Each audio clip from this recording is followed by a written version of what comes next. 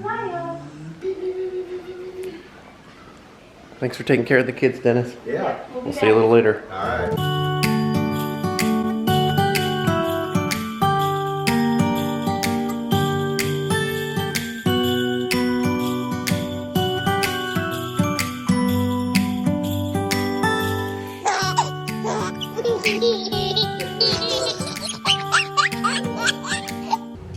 Made it to the hospital with plenty of time to spare.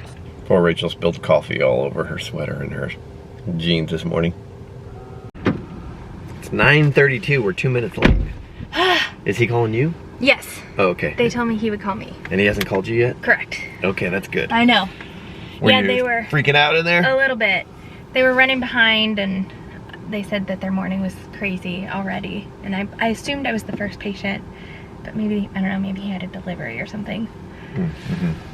Or a false start. But You forget that he delivers babies Yep. for a living. Yep, so you have to anticipate potential holdups, Right. setbacks. How'd the injection go into the belly? Good. Went well. What did he say about your progress? He said it was very, very weird. So he couldn't explain it? Mm-mm. He said there's no explanation for why.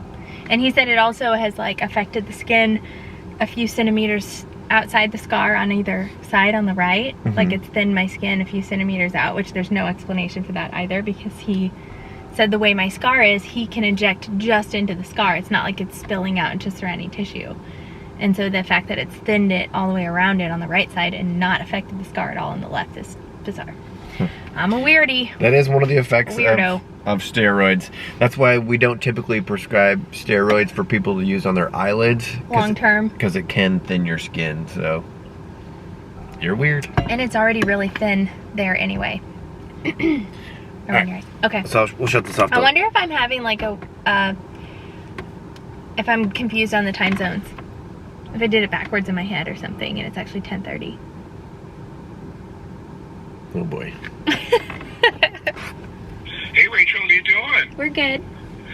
I have Very Brad here good. with me. Well, how is everybody? Everybody's great. We couldn't Wonderful. be better. Yeah. Well, Andrew, it's good to hear your voice too. Now, tell me, now did we have a little boy or girl?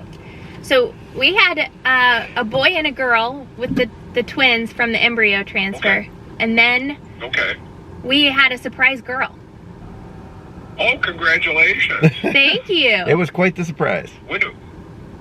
Yeah, well, we like that stuff. Okay. So, how old is she? She's 14 months now. Wow. You guys got your hands full. That's what everyone says. Yeah, no joke. Well, that's fantastic. That's really exciting. So, oh my gosh! So you're thinking about adding to the chaos? Is that what this is, or what? Yeah, if you ask me, I am. Brad's still Okay. a little bit on the fence, so that's kind of what we were. Okay. Yeah. All right. Well, let me go through. So we have 2 embryos remaining. Right. Now the reevaluation to use them is real simple. Saline sonography to make sure the uterine cavity looks good, since we've had a couple of major events in there, and then FDA labs, the infectious screening. That's all we need to do. Okay. Okay. The frozen cycle, just like the one that you did, was birth control pills, estrogen, progesterone, and it's about 6 to 7 weeks from the time you start the birth control pill to get to the transfer. Birth control pills give us control over the pituitary gland, which then gives me control over the lining of the uterus. And then estrogen builds up the lining over about 2 weeks. There's only one monitoring visit during that time. And then we put you on progesterone. It is on the 6th day of progesterone is when we're looking to do an embryo transfer. So again, like I said, and typically what we do, if you say, okay, I want to do this in March or whatever, we get you on the pill, do the saline sonography while you're on the pill, do the blood work while you're on the pill, and then, off onto the estrogen, progesterone, and transfer. Whole thing's completely scheduled. So that's something you talk about with Allison. Okay. Okay. Got it. Now, in terms of the embryos and stuff and how long are they good for, they should be good for a long time. I think overall there's excellent data through 5 years that doesn't show any difference. After 5 years, there's just no data. I think with the way we freeze things, we call vitrification, very rapid freezing. I still suspect after 5 years they should do very well, but we'll take that as a little bit speculative. And the reason is just because either most people have completed their family and or used up all their embryos by the time you get to about the 5-year mark. So that's why there just isn't really much data beyond that.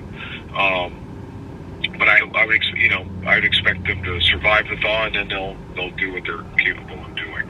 Okay. Yeah. Speaking of surviving the thaw, do you have data on what the survival rate is of thawing? It's about 99%. Okay. What about thawing, genetic testing, and refreezing? We could do that. The testing is looking for chromosome problems, okay? All of us have 46 chromosomes. But sometimes the embryos won't, because the egg was abnormal, sperm's abnormal, first cell division's abnormal. It's the number one reason that we fail. Accounts for about 2/3 of the miscarriages and about half the birth defects. But remember, the age that you were when the embryos were made, the birth defects rate would be about 2%, so it takes from 2% to 1%. Basically what we have to do, we have to thaw them. They have to survive and plump up a bit, and then we do the biopsy, and then we refreeze them. So obviously there's some extra procedures involved here. And then ultimately, if it's going to get used, embryo's going to get used, it gets thawed again. So the question is what kind of impact does that have? A fair answer could be, I don't know. There is one very large study that was done. It was done by the group in the DC area, Shady Grove, and they compared 1,000 fresh biopsies with 1,000 frozen biopsies. So these are not trivial numbers, and they saw no difference in embryo survival and in the ultimate pregnancy rate with chromosomally normal embryos. So that's pretty reassuring, but Shady Grove's not doing your biopsies. We are. How do? We do real good too. We do not see any difference in survival. It's still in that 99% range, and we still see the same pregnancy rate, which in our practices are around 80%. We've done maybe about 120 to 130 of these.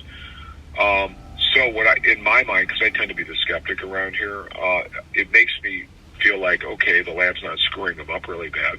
So that's a good thing. Because if it was like 30% survival or a 30% pregnancy rate, I'd be thinking, well, I wouldn't want to do that unless I was really kind of forced into it. But here, I think it's a legitimate thing to consider just because the survival is so high. And the pregnancy rates are pretty good. Now, is there a 5 or 10% difference? Probably wouldn't be able to tell that until we've done about 500. But they can. Bottom line is they can do pretty good. Okay, so that is something that we can do. Okay, yeah, I think we want to do that. Okay, that'd be fine. And so what we'll do, we can have Allie look at the requisition. Put the requisitions. Now, from the time we tell them to do it, so if I told them to do it today, it might be 2 or 3 weeks before it's actually done. Might even be longer than that, because over Christmas we shut the lab down for cleaning and maintenance and stuff like that. Because with the stuff you have to do to really do the deep cleaning and stuff, you don't want live embryos in there, I promise you. So we have a little time in there. But the bottom line is we tell them, and I think one of the reasons why we do so well with the biopsies of the frozen embryos is our team takes it really, really serious. And the fact that we're not 5,000 cycles a year like Shady Grove, we're 500 cycles a year, means that there can be some times where they could take the time and do the biopsy well, because their biopsies are a little bit more difficult.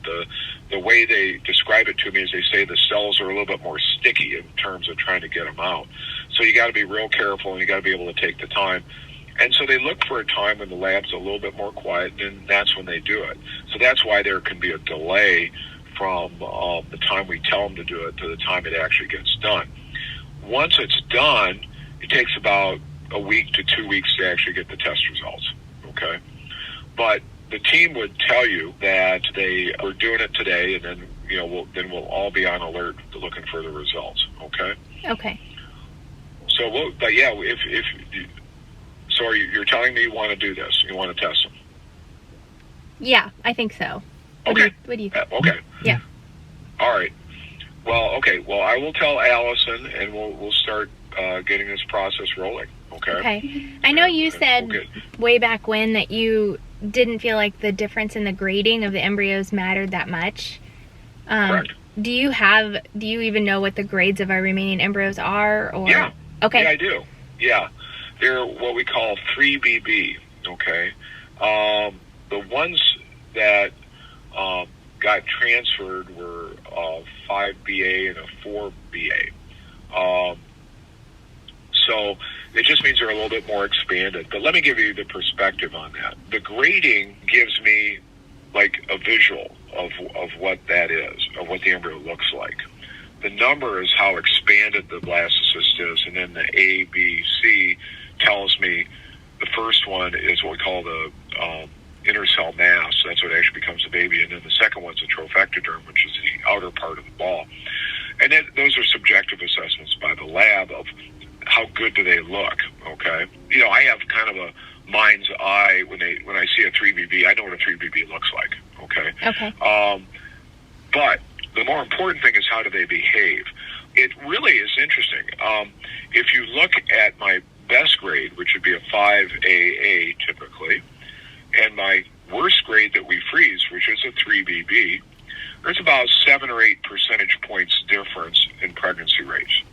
So there is a correlation. Now, here's the interesting thing.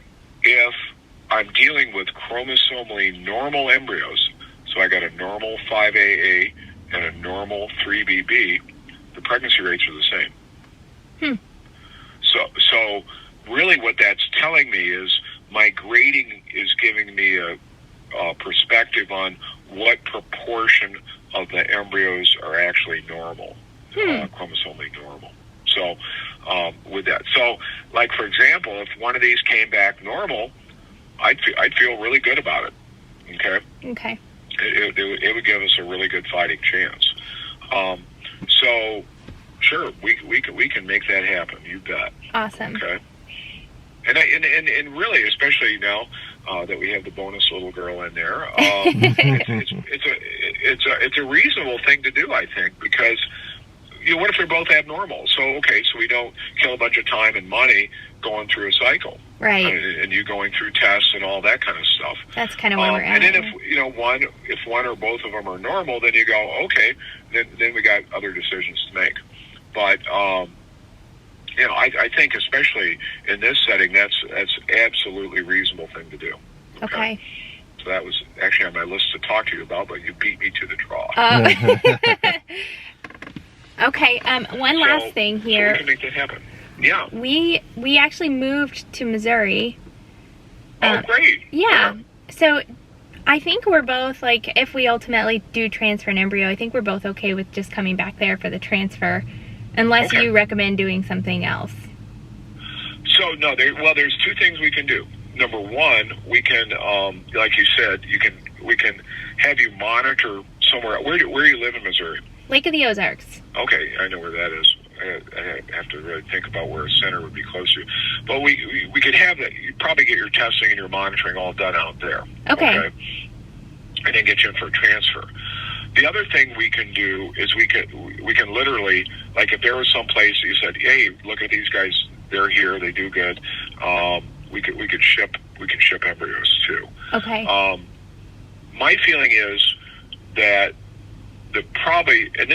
take this with a grain of salt too. that the embryos are probably best being transferred in the lab they were created in. And it has to do with some subtleties of different culture media that different practices use, okay? So, for example, if you guys were out in Missouri and you made these embryos here, I'd be telling you that, and you were just moving here, I'd say maybe we'll monitor for you and you do the transfer out there, because I think that would be slightly the better thing. So here, I think you coming back for the transfer and we just have you monitor remotely, it would be something. That would be the optimal thing. But, you guys got 3 kids and everything, so we're happy to do whatever works. And I would say my concern about where it's done is a more subtle factor, okay? I would not make that the absolute deciding factor. I think we'd both be up for a vacation to Charleston. So. Oh, yeah, absolutely. Okay. Yeah, we'll just travel. Always good, yeah.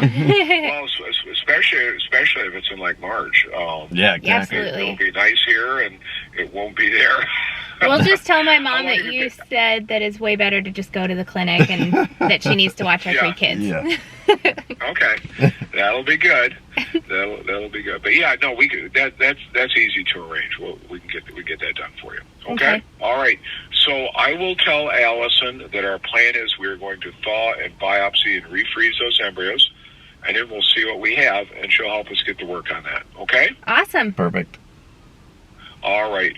Well, congratulations on all 3 of the children. I am thrilled for you. I know it's chaos, but enjoy it while you can, because my 3 are ready for. I got 2 in college and 1 about ready to go. So wow, they're not. You don't have them for very long. So yeah, it goes quickly for sure. Enjoy it while you can. Okay, will do. All right. Well, I'll have Allie get in touch. Have a Merry Christmas. Okay. Thank you. You too. Thank you. Thank you. All right. Bye. Interesting. Mm-hmm. I love how there's a lot of doctors that have, like, their brain just works in statistics. Mm-hmm. And so it's funny how many of these statistics he has just, like, off the top of his head. Well, I think in his line of field, what else would you go off of? I don't know. You can only go off of studies. Yes. And you have to be up to date on that. Yeah, you can't go off of your gut feeling. Well, I mean, that has a lot to do with it. Gut feeling has... Well, hopefully they only do things because they're supported by science. Yeah. I mean, the whole IVF... I can't imagine they The whole IVF process is just straight science. I disagree. Really? Wholeheartedly. You don't think there's anything... It's God? Yes. I think it's... Both. I mean, yeah, definitely. But heavy on the science. Okay, anyway. I think it's... Anyway. I would be curious to know, and I wanted to ask him this, but I didn't feel like we had time. You know how he said that, like, a 3BB versus a 5AA, mm-hmm. chromosomally normal embryo has no difference in pregnancy rate? Right. I wonder if you tested 1,000 5AAs and 1,000 3BBs, how many of each of those would come back chromosomally normal? Yeah, that would be a good question. I know. I wonder if he would know that. You could ask Allison. Yeah. I had one more question. How does that... Although it doesn't matter because it's totally just dependent on the individual embryo. Totally. And we're going to get them genetic tested anyway, so we're going to find out. Are you prepared to spend like $2,000 here? Yes, I am. All right. You don't want to tug this out a little bit? Well, I mean, don't we have to get home and relieve your dad? Yeah, we do. All right, we'll talk about it on The Kids Are in Bed. If you don't follow us on that channel, we deep dive into these types of topics. And that's where we'll have this conversation.